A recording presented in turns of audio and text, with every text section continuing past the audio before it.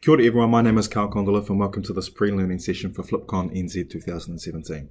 This session is titled A Disservice to Our Students. I believe that by not exploring aspects of the flipped classroom, you're providing a disservice to your students. Am I being a little over the top? Maybe.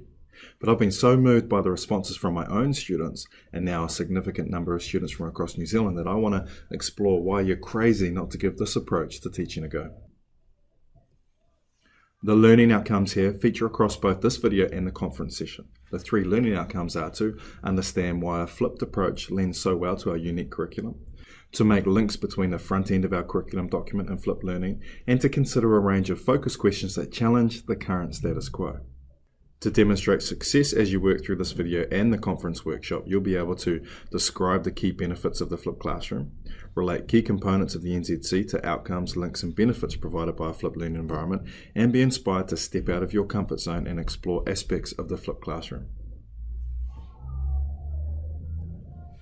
At the forefront of our curriculum is this desire that we as educators have for our learners.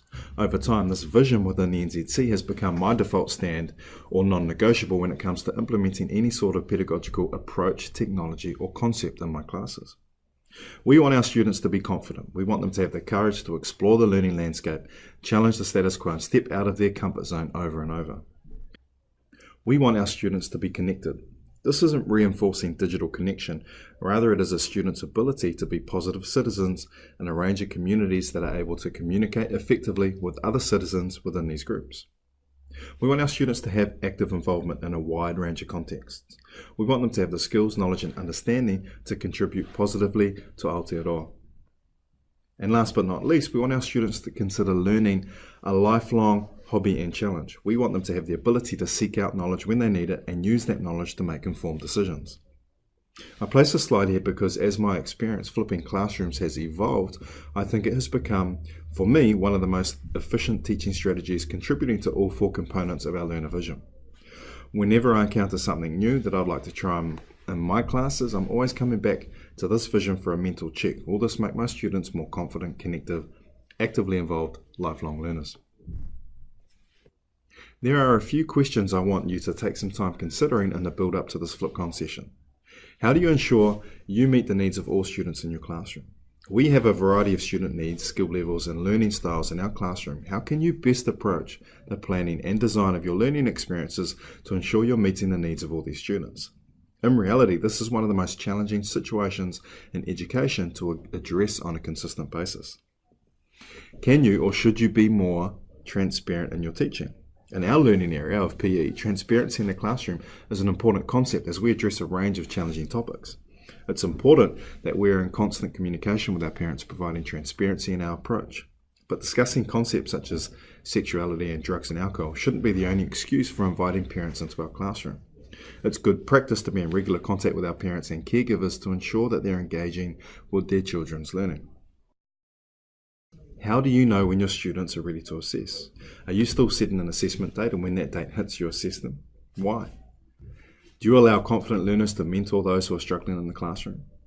How can you maximize the talent and learning environment to ensure students assess when they're ready, not some arbitrary date in the future? How do you allow for high quality student-student interactions in your classroom? How often do you use group work within your classes? Is it a regular embedded occurrence? Do your students connect and collaborate using high quality discussion and critical thinking? How are you addressing student well-being in your classroom? 20% of our students exhibit behaviours or emotions that have experiences that put their well-being at risk.